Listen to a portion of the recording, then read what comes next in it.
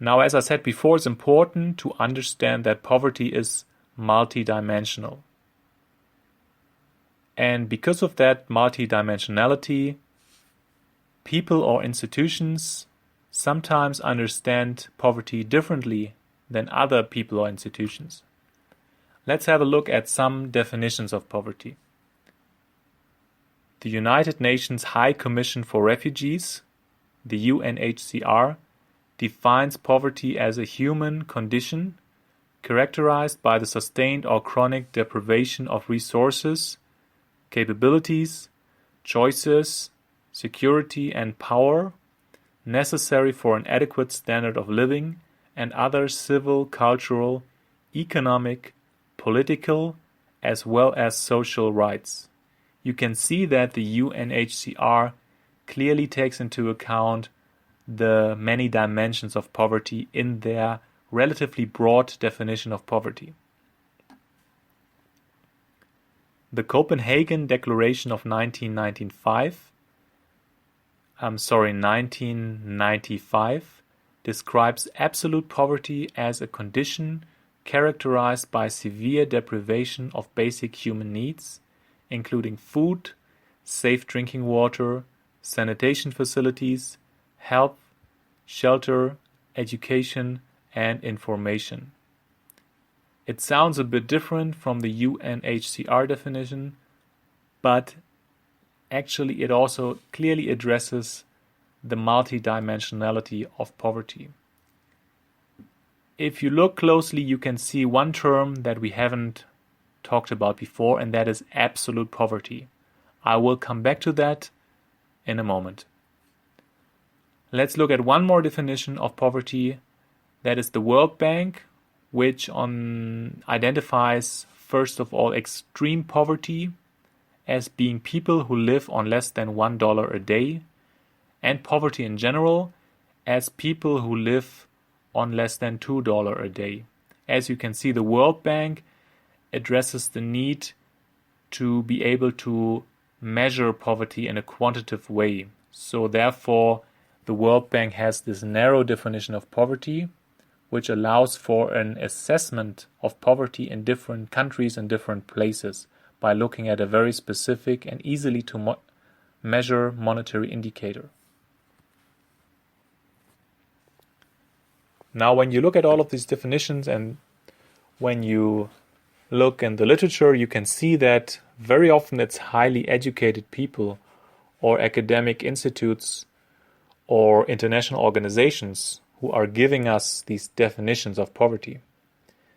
But it's also very interesting to listen directly to what people who are actually living in conditions that are often referred to as poverty think about that. So if you would visit a person in sub-Saharan Africa and ask that person, what is poverty for you? That's actually something very interesting and something that the World Bank did a couple of years ago when they conducted a project called Voices of the Poor to collect the experiences of the poor across the world. I would like to point you to the following link, which you can click and it will bring you to the World Bank website, and there you can see the results, the outcome of this project called Voices of the Poor, and you can go through some of the findings and some of the insights that were gained by that project. And it's very interesting to actually read about how people who are living in areas which are often seen as poor areas, what they think what poverty is.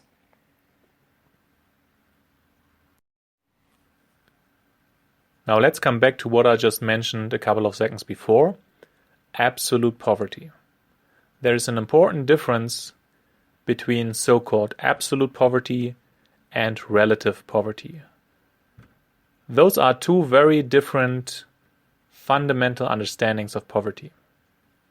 Absolute poverty means living below minimum socially acceptable living conditions. These minimum socially acceptable living conditions are usually defined based on the nutritional requirements of humans. and their need for other essential goods and services. Every human being needs to have a minimum nutritional supply every day so that the person can actually survive, and some very, very basic goods and services. So if that person has enough to meet these very, very basic nutritional and other requirements every day, then we can say that that person is not poor in an absolute term. But if a person is really struggling to have enough food every day or lacks other very basic needs every day, then we can say that person is living in absolute poverty. This is actually the most extreme form and understanding of poverty. On the other side, we have so-called relative poverty. Relative poverty compares the poorest people in a country with all other people in a country. Now, in a rich country, like for example Japan, almost no one is poor in absolute terms, because everyone has at least enough to eat and access to other basic goods and services. Even a person who is unemployed might receive some assistance from the government so that the person still has enough to eat and to drink and shelter. However, even in a rich country like Japan, some people can be poor in relative terms. And that means that those people have a considerably lower living standard than most other people living in Japan.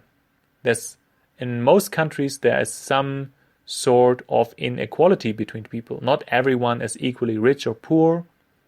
There's not a middle class which includes everyone, but there are people with different levels of well-being. And someone living in relative poverty simply is much poorer than other people living in the same country, which doesn't necessarily mean that that person is poor in terms of absolute poverty, but simply means that that person has considerably less than other persons in that same country. Another important characteristic of poverty that I also already mentioned is that poverty is dynamic. So while some people stay poor or non-poor for their entire life, other people move into poverty or out of poverty over time. That is because poverty is not a God-given fate, but something that is caused by a large number of different factors. And of course, when these factors change over time, so does the poverty status of people.